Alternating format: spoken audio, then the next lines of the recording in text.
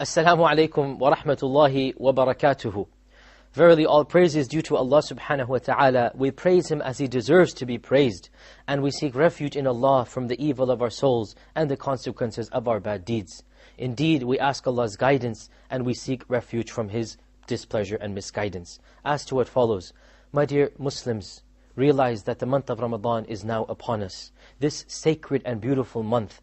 A month that the Prophet ﷺ, during its time, he stood up on the mimbar and he called the Sahaba and he gave a khutbah to them. And he said, O people, know that a month is now upon you. Know that you are witnessing a month that Allah subhanahu wa ta'ala has made sacred, that Allah subhanahu wa ta'ala has made obligatory to fast during its days. And He has requested that you stand during its nights. It's not obligatory to stand, but it is good that you do it. This is a month, the Prophet ﷺ said, that all of the doors of hell are shut and chained.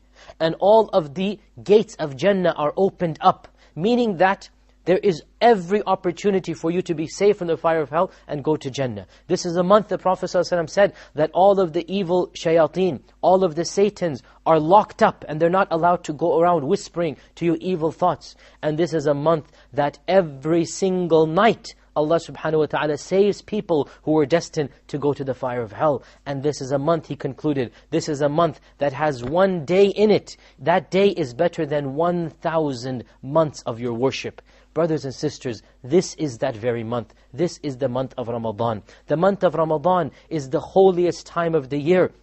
We thank Allah that not all of the timings of the year are the same. Rather, Allah has preferred some timings over others. And this month is the most preferred and the most blessed timing. And what this does for us is that it encourages us to be good. It makes us want to do extra good deeds in this month. And realize, my dear brothers and sisters, that the month has been made so easy for you. Every aspect has been facilitated for you. Jahannam is closed. Jannah is wide open. There are no devils. Nobody can now come and say, oh, shaitan whispered into my ear. There are no shayateen whispering. If you do a bad deed in this month, realize 100% this deed is from you.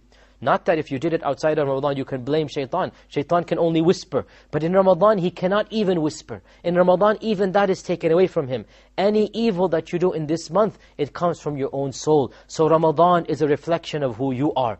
If you are good and righteous in Ramadan, this shows that you have a good side to you. But if you cannot be good in this month, if you fail to live up to the expectations of your religion in this month, then realize that there is no hope for you at all. And this is not my words. This is not my speech. This is the speech of the Prophet Muhammad sallallahu alaihi wasallam.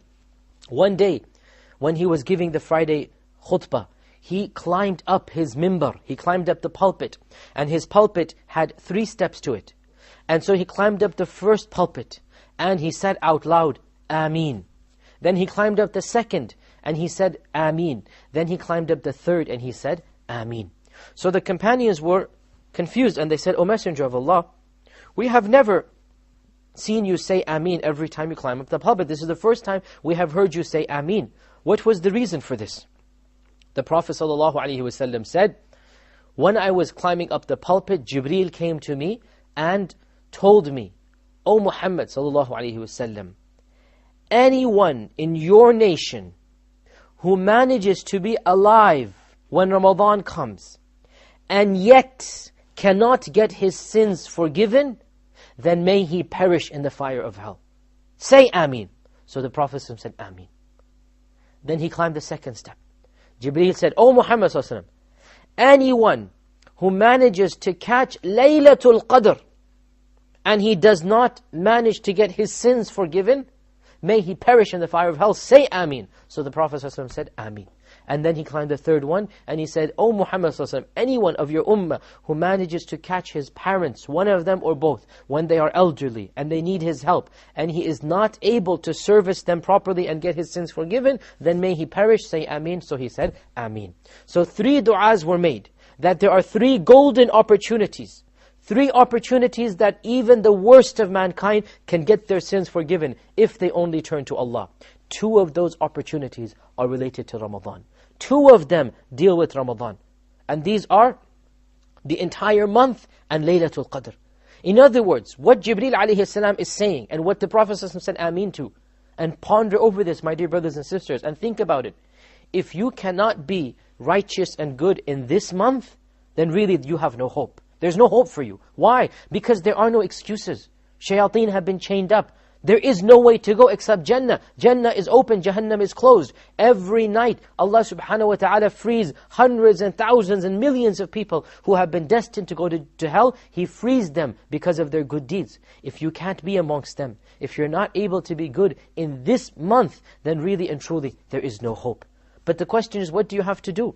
Very simple. The Prophet ﷺ said, مَنْ صَامَ رَمَضَانَ إيمانا واحتسابا غفر له ما تقدم من ذنبه ومن قام رمضان إيمانا واحتسابا غفر له ما تقدم من ذنبه ومن قام ليلة القدر إيمانا واحتسابا غفر له ما تقدم من ذنبه. 3 things he said.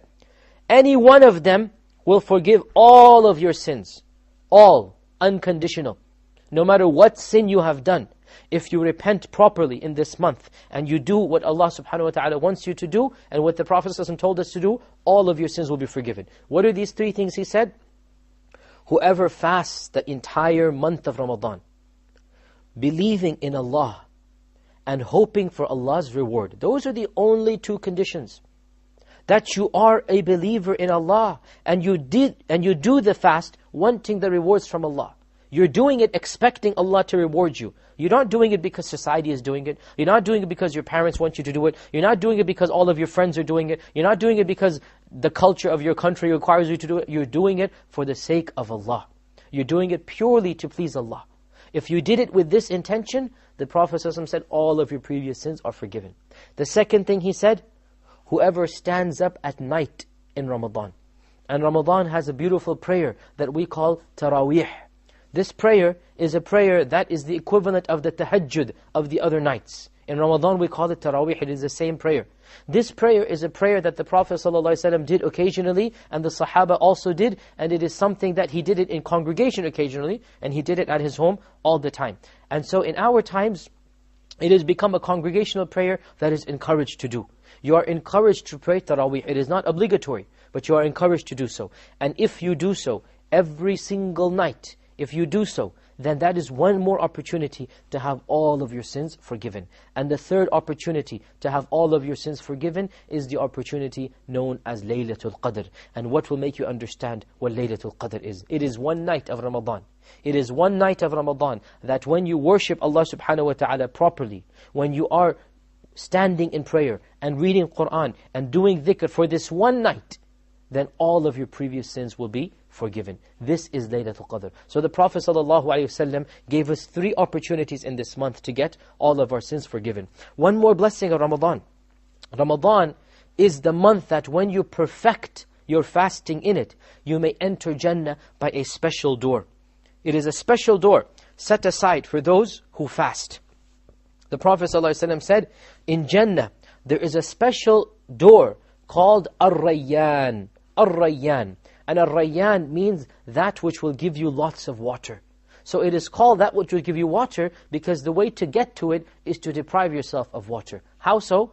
The Prophet ﷺ said, it is set aside for those who fast frequently, for those who perfect their fast. And you cannot perfect your fast until you have perfected the fast of Ramadan. So fasting Ramadan forgives your sins. Fasting Ramadan causes you to enter Jannah. Fasting Ramadan brings about a sense of taqwa and iman. Remember, Allah subhanahu wa ta'ala says, O you who believe, fasting has been made obligatory upon you as it was made on those before you, so that you may achieve righteousness and piety. So remember that the purpose of fasting Ramadan is to achieve righteousness and piety. This is the ultimate goal. Allah does not benefit when you tire yourself out. Rather, you are the one that benefits. So we pray to Allah subhanahu wa ta'ala that may He make us amongst those whose sins are forgiven in this month, whose fasting is accepted, whose reading of the Qur'an is accepted, and whose qiyam is accepted. And may He make us amongst those who enter Jannah through the gate of Rayyan. Wa akhiru da'wana alhamdulillahi rabbil alameen. Wa sallallahu wa sallam wa barak ala abdi Muhammadin wa alihi wa sahbihi ajma'in. Wassalamu alaikum wa rahmatullah.